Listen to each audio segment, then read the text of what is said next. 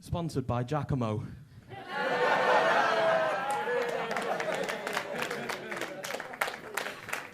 Yes, so how are we, Liverpool? We good?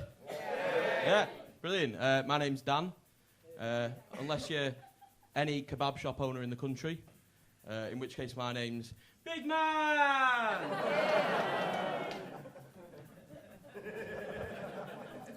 I wasn't even meant to be here tonight. I was actually meant to be at an all-you-can-eat buffet.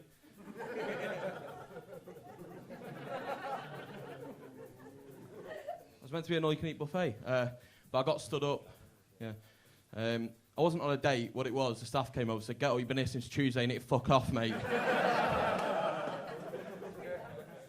All right, fair enough. I have been thinking recently, though, that I might want to lose, like, just a smidge of weight, just a little bit. What it is, I get this complex that people look at me and think that because I'm fat, that, I don't take care of myself, that I've got BO or something like that, right? And that's unfortunate, because I was sat behind you earlier.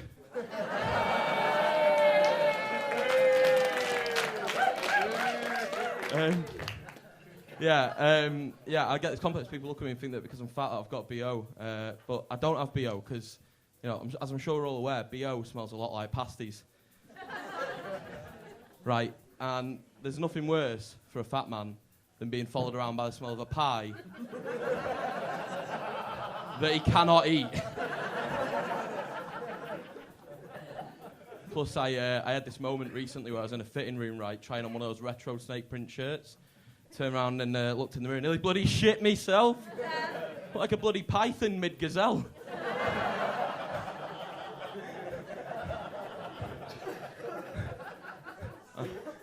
I'm kidding. High street stores don't do clothes my size.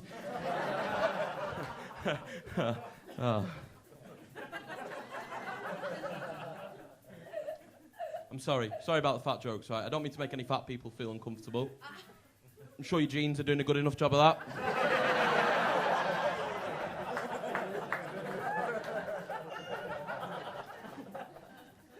But look, right, I'll put my hands up, but only briefly, because I don't really like doing too much.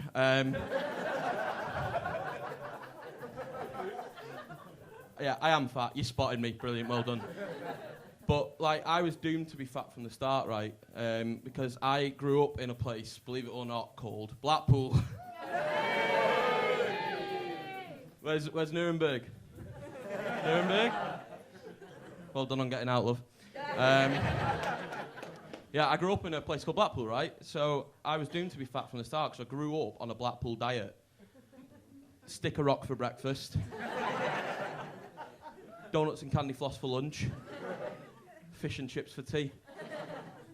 I'm lying, though, because I had chippy at lunch as well.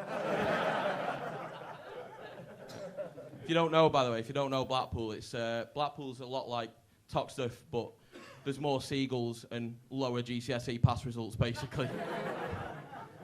I've realised recently, Blackpool is to the rest of the Northwest what having a long poo at work is to actually working. Because, yeah, right, it's dirty. It smells like a toilet cubicle, sure. But it's just nice to get away for a bit.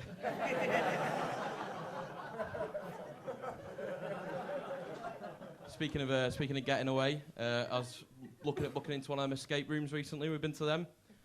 Yeah. I live in Manchester now, right? Because I'm not a fucking idiot. I wasn't gonna. Yeah. Are you cheering because it's anywhere but Blackpool?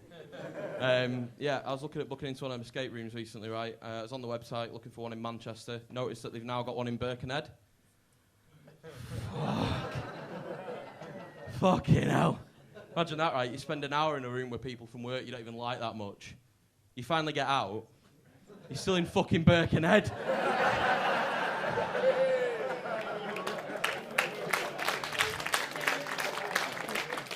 I love comedy, though. Love doing comedy. It takes you to some great places. You really get to see the country, all the beautiful places. I was in this gorgeous little English hamlet recently. Blackburn. I was gigging in Blackburn, right? Someone on the lineup before me she made a joke about Boris Johnson, right? And at the mention of Boris Johnson, some proper intelligent guy in the audience, he just goes, "Ban the burqa!" Don't worry, don't get tense, right, I don't give a fuck what your opinion is on the burqa, couldn't give a shit either way. What really surprised me, right, was in a town like Blackburn, they wanted to ban the burqa. I got up on that stage, right, looked out at that crowd, they need more fucking burqas. There's a lot of faces I did not want to look at. It was like playing a game of Guess Who, right? If the game of Guess Who had been bought from a charity shop and it had been donated after a house fire.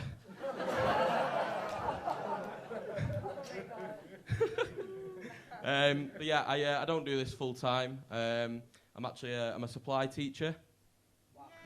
You know they say like those. What was that? What do you supply? What do I supply? Oh, you've ruined my next joke, but thanks for that.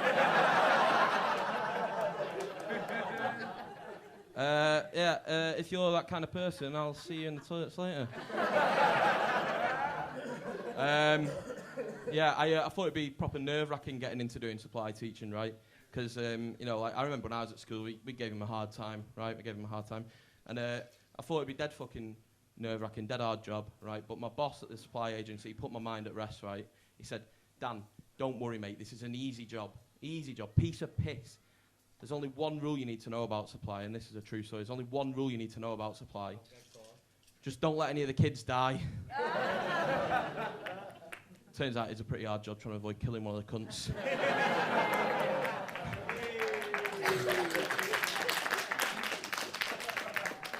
You may have heard a rumour about supply teachers that they like to play games when they're doing exams, when they're invigilating exams, right? It's fucking true, right? There's this game that you'll play, right? I'll do the talking, love.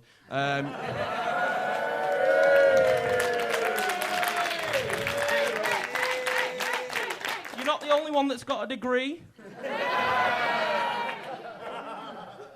2-2 in film production. Hence why I'm a supply teacher. But yeah, there's games that we play, right? So you'll basically say to one teacher, you'll be like, "Go and stand next to the ugliest kid in the room," and you just kind of go over to them behind the desk and just be like,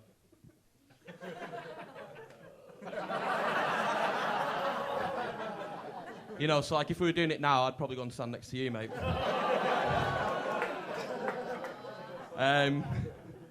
There's another game. There's another one that I like to do. It's not so much a game. It's just something that I really enjoy because I did not like school at all.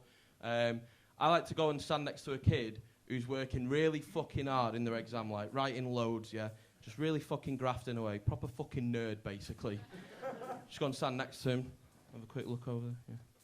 Children, make sure you're reading the questions properly.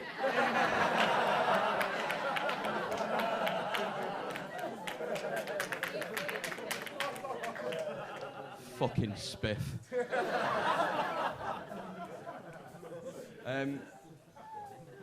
Right, real talk. Let me tell you something now. I actually recently came out as bisexual. Normally gets more of an applause at that. Fuck you all.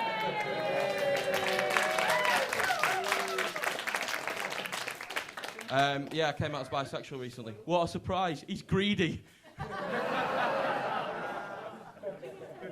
Never has the phrase half rice, half chips been more appropriate.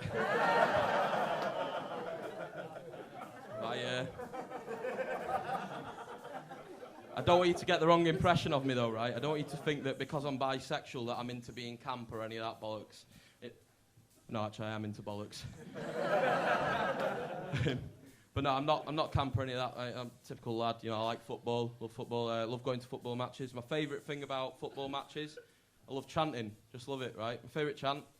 Your mum's your dad. Your dad's your mum. Yeah. The reason I love that chant is because I don't care if your mum's your dad or your dad's your mum.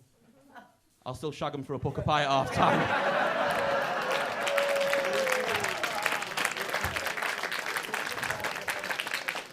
Now, I've made a few little jokes there at the start of the set about being fat. I was a little bit self-deprecating, a bit down on myself. Don't want you to get the wrong impression of me, right? Don't need to think that I'm depressed about my weight, because let's face it, the last thing I need is to be morbidly obese. This has been fucking lovely. Have a great night. My name's Baines.